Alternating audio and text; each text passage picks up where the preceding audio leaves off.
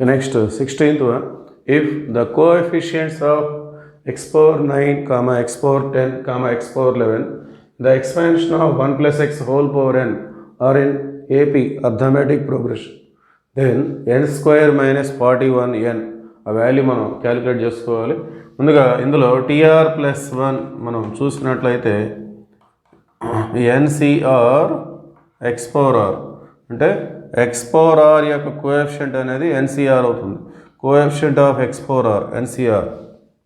అట్లానే coefficient of x power 9 ఎన్సి9, coefficient of x power 10 ఎన్సి10, కోఎఫిషియంట్ ఆఫ్ ఎక్స్ పవర్ 11 ఎన్సి11. ఓకే, సో వీటిని మనం ఈ విధంగా ట్రీట్ చేద్దాం.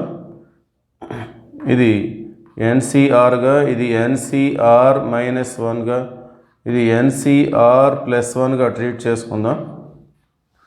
సో దీన్ని ఏ, ఇది బి, ఇది సి అనుకున్నట్లయితే NCR plus 1.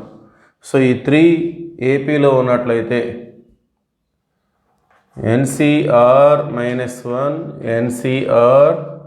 N c r plus 1 are in AP. ఈ 3 కోఎఫిషియంట్స్ ఏపీలో ఉన్నట్లయితే దానికి సంబంధించిన formula therefore n square minus 4r plus 1 into n plus 4r square minus 2 is equal to 0. Okay, ఇలాంటి 3 కోఎఫిషియంట్స్ కనుక ఏపీలో ఉన్నట్లయితే దానికి సంబంధించిన దీన్ని సింప్లిఫై చేస్తే మనకు వచ్చేటటువంటి ఫార్ములా ఇది n square minus 4r plus 1 into n plus 4r square minus 2. Okay, so ఇక్కడ కూడా ఈ 3 కోఎఫిషియంట్స్ ఏపీలో ఉన్నాయని చెప్పారు కాబట్టి ఇందులో ఆర్ వాల్యూని ఐడెంటిఫై చేసి ఇందులో సబ్స్టిట్యూట్ చేసుకుంటే then we get the required answer. Okay, so ఎన్సి9, ఎన్సి10, ఎన్సి11. సో ఈ 3 అబ్జర్వ్ చేస్తే ఇది మధ్యలో ఉన్నటువంటి దాన్ని మనం ఆర్ వాల్యూగా తీసుకోవచ్చు. ఎన్సి10, ఇది ఎన్సి10 మైనస్ 1, ఇది ఎన్సి10 ప్లస్ 1. సో వీటితో కంపేర్ చేసుకుంటే r value 10. So put r is equal to 10.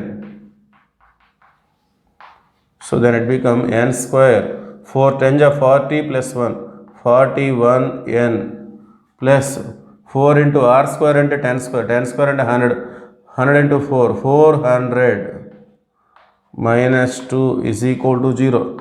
Therefore n square minus 41n 398. Okay, అది రైట్ సైడ్ వస్తే minus 398. Therefore, the required value is minus 398. Option C is the right answer.